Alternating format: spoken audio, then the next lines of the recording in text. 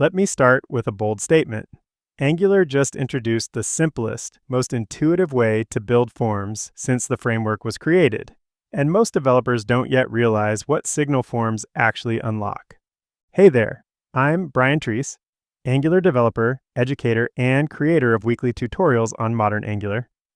In this course, I'm going to get you productive with signal forms in a matter of minutes. Angular has always had two form systems: template-driven forms and reactive forms. They've powered countless applications, but both were designed long before signals existed. As Angular has gone all in on signals, forms started to feel like the last major piece that didn't fit the new mental model. Signal forms are Angular's fresh, signal-native forms API. Instead of managing form groups, form controls, and observables, you work with something much simpler: a signal-based model, a schema that describes your rules, and a field tree that Angular generates for you automatically, complete with value, valid, touched, pending, and error signals for every field. The result is a form system that's easier to reason about, easier to test, and dramatically easier to build custom controls with. No more control value accessor.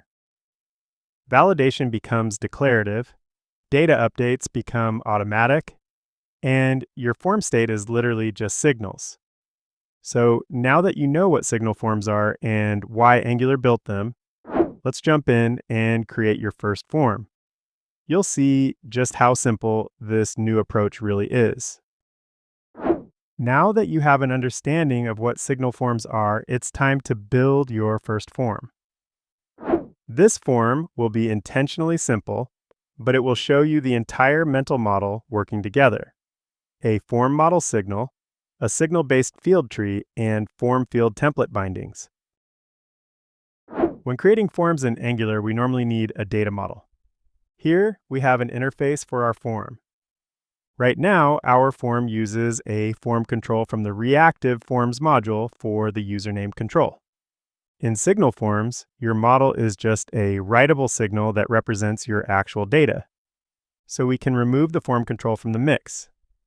That's it. No more form control, just your actual data. The next part is to create the signal for our form. We'll call it model, and it's just a standard signal typed using our sign-up form interface. So this is the source of truth for our form. It's where the value is stored. To turn this into a signal form, we will replace the old form group with the form function. It connects our model to a schema, which defines all validation and behavior. Right now, we don't have any validation, so all we need is to just pass in our model signal. This is all it takes to create a form now. The form function creates what Angular calls a field tree from this model signal. For this form, we were using the reactive forms module, but not anymore, so we can remove the imports. What we need now is the FormField directive. This is what we use to connect HTML controls to the new signal-based form. Also, let's go ahead and add the JSON pipe. We'll output the value of our form in the template, and we'll use the pipe to format that value. Okay, now we need to switch over and connect it up in the template. First, we can remove the old form group. Now, here on our input, we'll swap out the form control name directive with the new FormField directive to access our form property and bind to the proper control. The FormField directive synchronizes the input with its field state, handling value, touched, dirty, validation, and status updates automatically. Every field in a signal form exposes a small set of signals that describe its state. Even with no validation yet, you get value, touched, dirty, valid, pending, and errors. Now, let's add some markup to display the model value so we can prove to ourselves everything is wired up. Okay, that should be everything we need, so let's save and try it out. Let's try entering a value. There, As we change this value, we can see that our model is updating correctly. So we just made our first signal form. And because the model is a signal, updates go both ways. On our button here, if we update the model directly, the form updates automatically. This is exactly what happens after doing something like fetching data from an API. Let's save and try this out. So now, when we click this button, no matter what the value was, it updates based on the value we set.